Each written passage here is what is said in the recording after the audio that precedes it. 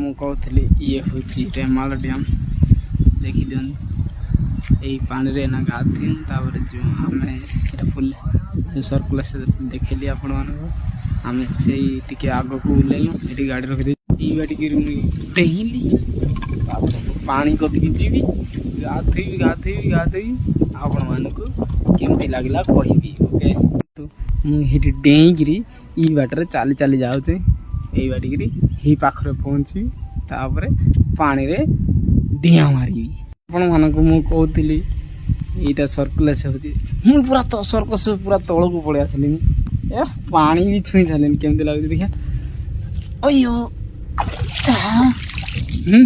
ପାଣି ପୁରା କାଚ ଭଳିଆ ଚକ କରୁଛି। ଏଇଠି ଆମେ ଗାଧୋଇମୁ, ତାପରେ ଘରକୁ ଯିମୁ।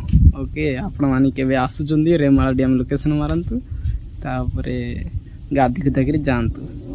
କହିଲି ମୁଁ ଏଇଠି ଗାଧୋଇ ବୋଲି, ଏଇ ଗାଧୋଉଛି ମୁଁ।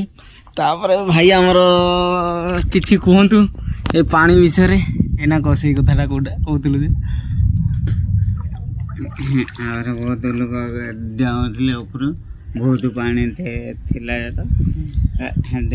ଯେମିତି ପାଣି ଛଡ଼ାଗଲା ଯେମିତି କେନାଲ, ସେ ଭିତରେ ଯିବା କେନାଲରେ ବାହାରିବା ଯୋଉ ସେଇଟା